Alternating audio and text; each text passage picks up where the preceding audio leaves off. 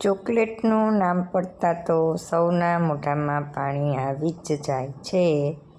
તો આજે આપણે બનાવીશું ડ્રાય ફ્રૂટ્સ ચોકલેટ, જે આપણે ઘરેથી જ બનાવીએ છીએ, જેથી અહીં કોઈ ફૂડ કલર કે એસન્સનો ઉપયોગ કે કશું જ કરેલ નથી, જે ખાવામાં પણ હેલ્ધી છે. તો ચોકલેટ આપણે ઘરે બનાવી અને બાળકોને ખવડાવીએ તો તેના સ્વાસ્થ્ય માટે સારી રહે છે. તો આ રીતે તમે રેપર ચોકલેટના હોય એમાં પેક કરી અને બાળકોને આપો તો એને ખ્યાલ પણ ન આવે કે આ ઘરની છે કે બહારની છે. તો આપણે હવે બનાવશું સરસ મજાની. જુઓ, આ રીતે પેક કરીને આપણે કોઈ પણને આપીએ તો એમને ખ્યાલ પણ નહીં આવે કે ઘરની છે કે બહારની છે. તો હવે આપણે બનાવશું સરસ મજાની ડ્રાય ફ્રૂટ્સની વ્હાઈટ ચોકલેટ. તમે આ જ રીતે ડાર્ક ચોકલેટ પણ બનાવી શકો છો. અહીં મેં વ્હાઈટ ચોકલેટ બનાવી છે. આ રીતે વ્હાઈટ ચોકલેટ બેઝ તૈયાર જ મળે છે. આ રીતે 500 ગ્રામનું પેકેટ આવે છે. તેમાંથી મેં પહેલાં પણ વાપરી હતી. અત્યારે મારી પાસે આટલી પડી છે. એમાંથી આપણે એને નાના નાના આ રીતે પીસ કરી લેશું, જેથી આપણે મેલ્ટ કરવા માટે સરળતા રહે અને ઝડપથી થઈ જાય. અહીં મેં ડ્રાય ફ્રૂટ્સ 1 વાટકી જેટલું લીધું છે. તો એના પ્રમાણમાં આપણે આ વ્હાઈટ ચોકલેટને આ રીતે નાના નાના પાર્ટિકલ્સમાં કાઢી લેશું. તો આપણે જરૂર પડે એ પ્રમાણે આપણે એને લેવાની છે. તમે જેટલો જથ્થો બનાવતા હો એ પ્રમાણે તમારે વ્હાઈટ ચોકલેટ કે ડાર્ક ચોકલેટને લેવાની છે. તો આ રીતે આપણે એને એક બાઉલમાં લઈ અને પછી આપણે ઓવનમાં મેલ્ટ કરી લેશું. તો અહીં મેં બધી વ્હાઈટ ચોકલેટને બાઉલમાં લઈ લીધી છે.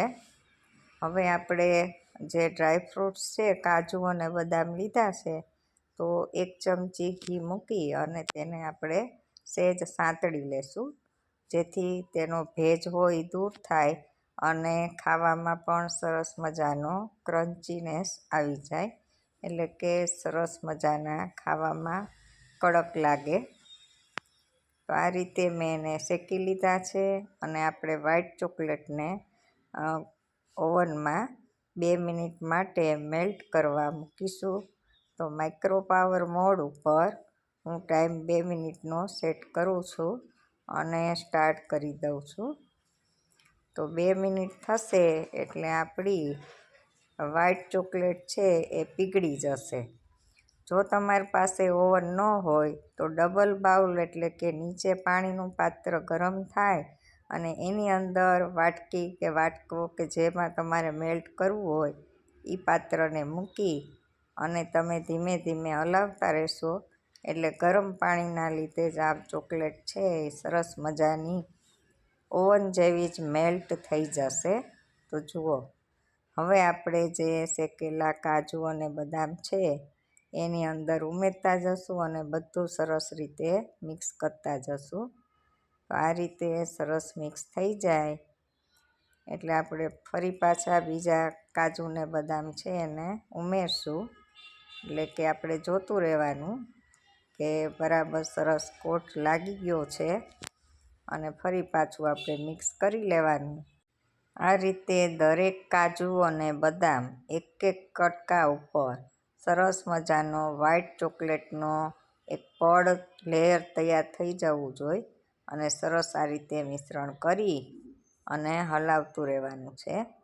એકદમ ઉપર નીચે કરી અને સરસ મેલ્ટ થઈ જાય એ પ્રમાણે આપણે હલાવી લેવાનું અને ત્યારબાદ આપણે તેને થાળીમાં આ રીતે નાની નાની ગોળ રાઉન્ડ શેપમાં આપણે મૂકશું, જેથી તે જામી જશે એટલે સરસ મજાનો આકાર આવી જશે. તો આ રીતે બધી જેટલી આપણે ચોકલેટ બનાવી છે વ્હાઈટ ચોકલેટમાં કાજુ બદામ મિક્સ કરીને, એ બધું મિશ્રણ આ રીતે પાથરી લેશું. તમે ઈચ્છો તો કોઈ પણ એક પાત્રમાં એક સરખું લેયર કરીને પણ ઠારી શકો છો ને ત્યારબાદ તેના કટકા કરી શકો છો. અને આ રીતે આખે આખી ખાવી હોય તો પણ તમે આખો એક કટકો લઈને ખાઈ શકો છો. પણ બાળકોને જ્યારે આપણે આપ્યું હોય ત્યારે આના કટકા કરીને જ આપવાની, જેથી ખાવામાં સરળતા રહે. અને રેપરમાં પેક કરીને આપો બાળકોને એટલે એને તો ખ્યાલ જ નહીં આવે કે આ તમે ઘરે બનાવી છે, તૈયાર લીધી છે કે ઘરની છે. તો આ રીતે સરસ મજાની હેલ્ધી જે ડ્રાયફ્રૂટ્સ તો આપણે ખાવામાં ઉપયોગમાં લેતા જ હોય છે, આ રીતે આપણે બાળકોને આપીએ તો કંઈક એને પણ નવું જ લાગશે. હવે આપણે આ ડીશને 1 થી 2 કલાક સુધી એમનેમ જ રહેવા દેશી, જેથી ચોકલેટ છે ફરીથી જામી જશે. અને આપણે મનપસંદ આકારના નાના કે મોટા તમને યોગ્ય લાગે એ રીતે આ કટકા કરી લેવાના. અને આ રીતે આખો પીસ રાખવો હોય તો પણ વાંધો નહીં, બંને રીતે તમને ઠીક લાગે એ રીતે તમારે કરી લેવાનું.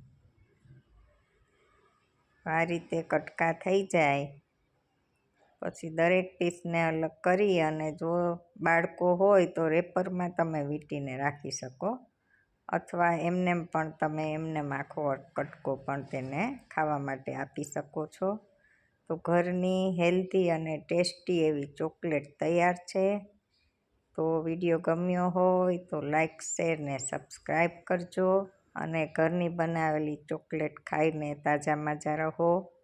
ખૂબ જ ઓછા સમયમાં બની જતી અને સારા એવા બદામ અને કાજુ જે આપણે સારા લીધા હોય તો એની ઘરેથી જ મસ્ત મજાની ચોકલેટ બનાવો, ખાઓ અને ઘરનાઓને ખવડાવો. ચાલો એન્જોય કરો. જુઓ કેટલો સરસ દેખાવ આવી રહ્યો છે. તો આ રીતે ઝટપટ બનતી ચોકલેટ હેલ્ધી ને ટેસ્ટી